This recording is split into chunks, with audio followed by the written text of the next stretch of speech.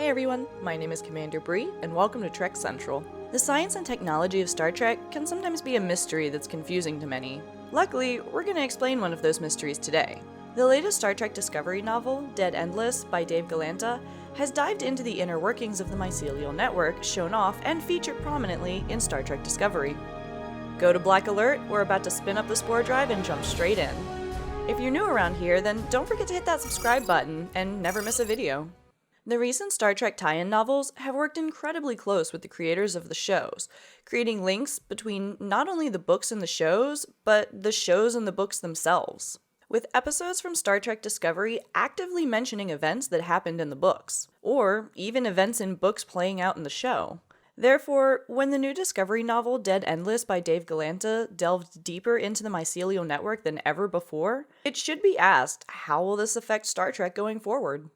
Dead Endless is an interesting and different book compared to the rest of the Discovery tie-in novels, as it does not take place in the same timeline that Star Trek Discovery does.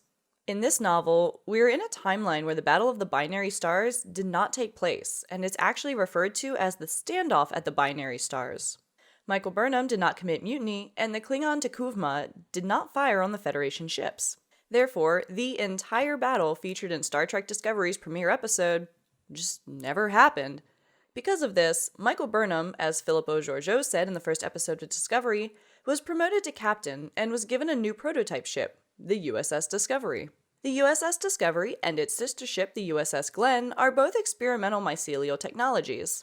Because there isn't a war going on, the technology can be tested safely, which means that the Glenn wouldn't get attacked and destroyed, and more steady progress could be made.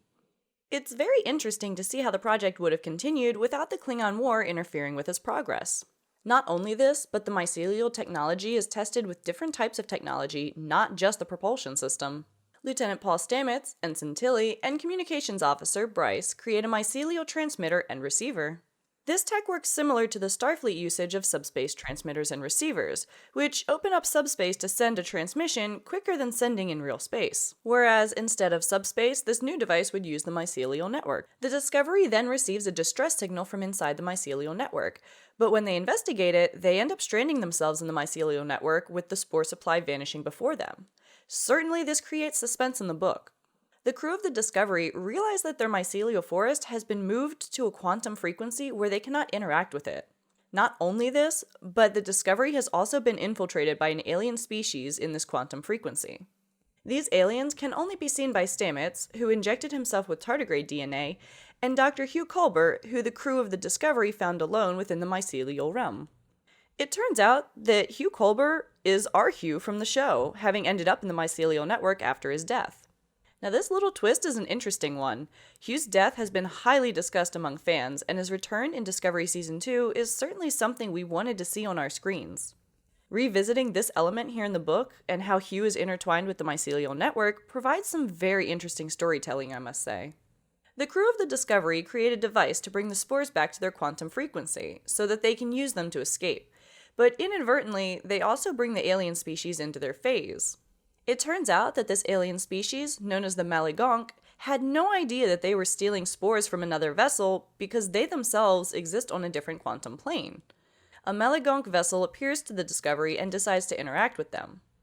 It turns out the Mycelial have a similar version of Starfleet's Prime Directive called the Chief Idic. Just as Starfleet refuses to reveal themselves to pre-warp civilizations, the Mycelial refuse to interact with pre-mycelial civilizations. In the first season of Star Trek Discovery, we found out that the mycelial network was a key to traveling to the mirror universe. Well, Dead Endless takes this idea to its natural progression, that the mycelial network connects timelines and phases in the entire multiverse. The book Dead Endless tells us that the network is key to the multiverse, but due to events of Discovery, with the experimental USS Glenn being destroyed and the USS Discovery's spore drive technology being wiped from the records, the Federation lost a technology that would have allowed them to not only travel the universe with ease, but also making first contact with strange new worlds and civilizations throughout the multiverse. Due to the recent continuity between the series and the books, it's not a far-fetched idea to see that this book becomes the inception of an idea for Star Trek Discovery to explore the mycelial network and its spore drive further. You have to wonder how this will be seen on screen, and how it would even be explained to the viewer, as sometimes it can be harder to bring to life things on screen instead of a book. If Season 3 of Discovery is about rebuilding the Federation, we could easily see a future season of Discovery make the Federation bigger than it previously was by using mycelial technology to interact with the Maligonk and all the other post-mycelial civilizations. Pandora's box has been opened, and it would be greatly fascinating to see Star Trek Discovery delve into this more. I mean, this really is exploring a new frontier, maybe even expanding on the final frontier itself. If you enjoyed this video, be sure to let us know in the comment section below. The concept of the mycelial network and its possibilities is always fascinating to discuss, so thanks to the brand new book Dead Endless for inspiring this talking point. Remember, the book is out now, so don't forget to pick it up if you're interested. Make sure to hit that subscribe button to never miss a video. You can also follow us on social media such as Twitter, Facebook, and Instagram to get daily updates for your favorite Star Trek content. For now, I've been Commander Brie, and thank you for watching. We'll see you next time. Live long and prosper.